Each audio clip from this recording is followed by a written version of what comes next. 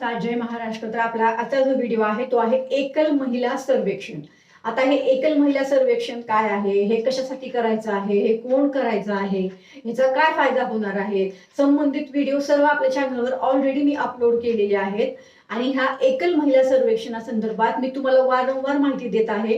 आता सुद्धा हे आपलं एकल महिलांचं सर्वेक्षण सुरू आहे, त्यामुळे तुम्ही जर एकल असाल, एकट्या असाल तर तुमचं सर्वेक्षण जरूर करू। एकट्या असाल, एकट्या राहत असाल, आपल्या मुलांचं पालन पोषण एकट्या करत असाल, तुम्ही विधवा असाल किंवा तुमचा घटस्फोट झाला असेल, तुमचा घटस्फोट झाला नाही पण तरी तुम्ही एकट्या राहताय, तुम्ही लग्नच केलेलं नाही, अशा जेवढ्याही माझ्या महिला आहेत ज्या एकट्या आहेत, एकाकी आहेत, त्यांच्यासाठी सरकार नवीन मसुदा तयार करत आहे।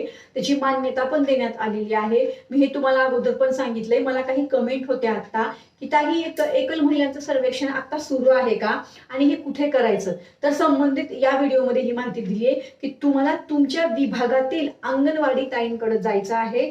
तुमच्या विभागातील अंगणवाडी ताईंना भेट द्या, त्यांना एकदा विचारा की काय काय कागदपत्र लागणार आहे। तसं मी तर सांगितलेलंच आहे, पण तरी एकदा त्यांनाही विचारा की काय कागदपत्र लागतील आणि तुमची संबंधित माहिती सगळी त्यांना द्या आणि तुमचं सर्वेक्षण करून घ्या।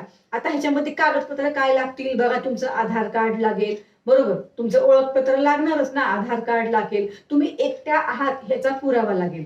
आता एकट्या आहात त्याचा काय पुरावा लागेल, जर पती हयात नसतील तर पतीचा मृत्यूचा दाखला लागेल, किंवा मग वडील हयात नसतील तर वडिलांचा मृत्यूचा दाखला लागेल। आता घटस्फोट झाला असेल तर तुमचा घटस्फोट झाला आहे ह्याचा पुरावा लागेल, न्यायालयाचा काहीतरी सर्टिफिकेट, बरोबर। त्याच्यानंतर तुमचा घटस्फोट झाला नाही पण तुम्ही तरी एकट्या राहतायत, तुमच्या नवऱ्यापासून तुम्ही विभक्त राहताय, तर तुम्ही विभक्त राहताय, तुम्ही एकट्या राहताय, ह्याचा पुरावा काहीतरी द्यावा लागेल। आता ज्या महिलांचे पती 10 वर्षापासून, 5 वर्षापासून, 20 वर्षापासून आता म्हणजे नाही कुठे गेलेत माहित नाही, बेपत्ता झाल्यात, तर त्या महिलांनी काही पोलीस चौकीमध्ये कंप्लेंट वगैरे असं काही केलेलं आहे का, तुम्ही कुठली कारवाई केली आहे का, तर ते जे संबंधित कागदपत्र असतील ते तुम्हाला अंगणवाडी ताईंना द्यायचं आहे। त्याच्यामध्ये तुमचा मोबाईल नंबर लागेल, बरोबर, त्याचबरोबर तुमचं फोटो लागेल, आलं का लक्षात।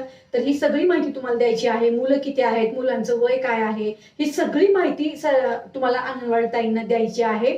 ती अंगणवाडी ताईंकडे ऑनलाईन फॉर्मच आहे, तो खूप मोठा, ती लिंक आहे, त्या लिंक मध्ये अंगणवाडी ताई तुमचा फॉर्म भरणार।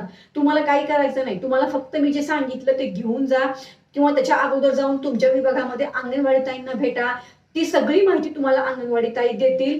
मी आत्ताच सांगते, तहान लागल्यावर विहीर खंदू नका। मी आता सांगते, विहीर खंदा, तहान लागणार आहे एकल महिलांनो। तर मी आता सांगते त्या पद्धतीने तुम्ही आत्ताच जाऊन तुमचं सर्वेक्षण करून घ्या। बाकी या संबंधित एकल महिलांच्या सर्वेक्षण झाल्यानंतर, पूर्ण झाल्यानंतर मग सरकारकडून काय माहिती येणार, सरकार कुठली योजना चालू करणार का, तुम्हाला ह्याचा कसा लाभ मिळणार, ही सगळी माहिती मी तुम्हाला देणार आहे। पण सांगितलंय की आपले व्हिडिओ खात्रीशीर असतात, त्यामुळे मी आता परत सांगते, आपला आजचा व्हिडिओ सुद्धा खात्रीशीर आहे आणि हे सिद्ध पण झाले की आपले व्हिडिओ खात्रीशीर असतात। मी जे निकषावर माहिती देत होते ना, तीच माहिती आता आपल्या देवाभाऊंनी दिलेली आहे, लक्षात घ्या। म्हणून मी सांगते की मी आता जे सांगते तुमचं सर्वेक्षण करून घ्या, तुम्हालाच फायदा होणार आहे। फक्त तुम्ही एकट्या आहात याचा पुरावा तुम्हाला तिथे काहीतरी द्यावा लागेल, हे नक्की आहे। जर तुम्हाला आता इथे काही समजत नसेल, तुम्हाला काही अडचण असेल, काही कागदपत्र नसतील, तरी पण तुमच्या विभागातील अंगणवाडी ताईंना भेटा, त्या तुम्हाला काय मार्गदर्शन करतात ते बघा, त्यांच्याकडनं तुमचं सर्वेक्षण करून घ्या। तुम्ही सर्वेक्षण केलं असेल तर मला जरूर कमेंट करा की तुमचं सर्वेक्षण झालं का, आणि या व्हिडिओला जास्तीत जास्त महिलांपर्यंत शेअर करा। भले माझा हा व्हिडिओ तुमच्या कामाचा नाही, तर माझ्या लाडक्या भावांना आणि बहिणींना दोघांनाही विनंती आहे, माझा व्हिडिओ तुमच्या समोर आलाय तर फक्त शेअर करा। मी शेअर का करू असा विचार करू नका। एकल महिलांना परत सांगते, सर्वेक्षण करून घ्या। चला तर मग परत भेटू। धन्यवाद। जय हिंद, जय महाराष्ट्र।